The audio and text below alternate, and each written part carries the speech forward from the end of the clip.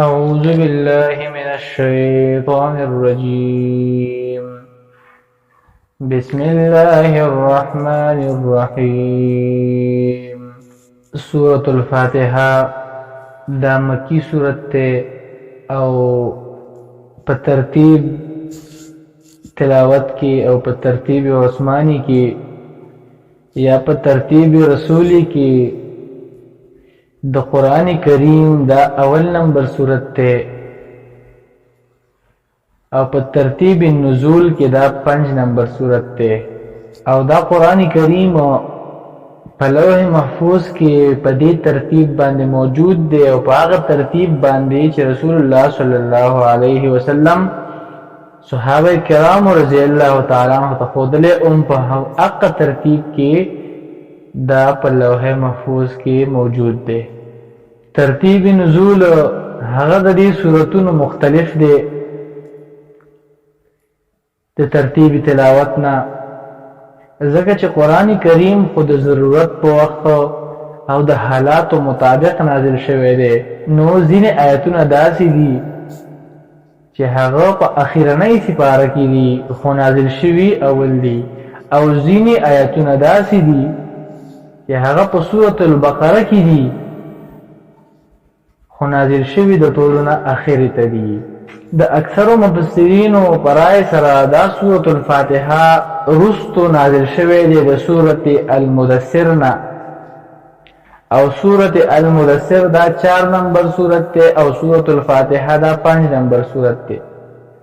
دا د دې ترتیبی نزول دی، یعنی دا رستو نازل شوی دی د سورة المدثر نه چې هغه سورة المدثر دا 4 نمبر دی په نزول کې، او دا سورة الفاتحه دا په ترتیب نزول کې دا 5 نمبر دی. اوس مکی صورت او مدنی صورت څه ته ویل شي؟ نو مکی صورتونه هغه ته ویل شي کوم چې د هجرت نه مخکې نازل شوي دي، او مدنی صورتونه هغه ته ویل شي کوم چې د هجرت نه وروسته نازل شوي دي. دلته موږ لفظي ترجمه کوو. بسم الله الرحمن الرحیم.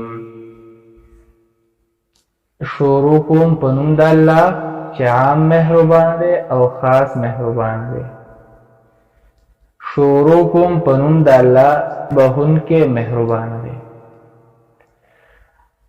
الحمد ټول تعریفونه د الوهیت لله خاص الله لره دي، رب العالمین چې رب د مخلوقاتو دی، رب د کائناتو دی. الرحمن الرحیم چې عام مهربان دی او خاص مهربان دی. مالک یوم الدین مالک د ورځې د قیامت دی، یعنی مالک د ورځې د سزا او جزا دی، مالک د ورځې د حساب کتاب دی.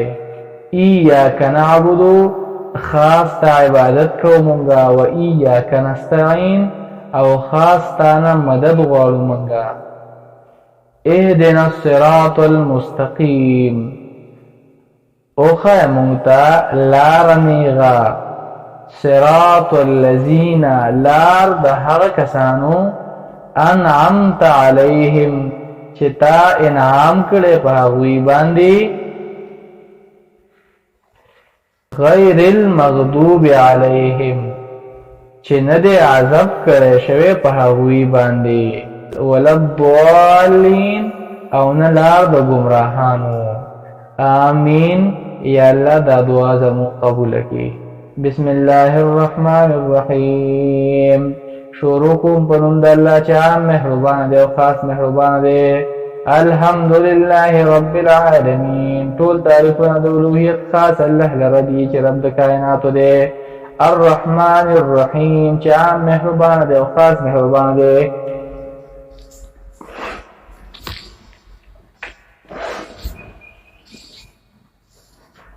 مالک یوم الدین مالک د ورځې د قیامت ته. ایاک نعبد خاص عبادت کوو مونږه، و ایاک نستعین او خاص تانه مدد غواړو مونږه. اهدنا الصراط المستقیم اوښایه مونږ ته لاره نیغه. صراط الذین لار د هغه کسانو انعمت علیهم چې تا انعام کړی په هغوی باندې، غیر المغضوب علیهم چې نه دی عذاب کړی شوی په هغوی باندې ولا الضالین او نه دا د ګمراهانو آمین یا الله دا دعا زموږ قبوله کړي وآخر دعوانا أن الحمد لله رب العالمين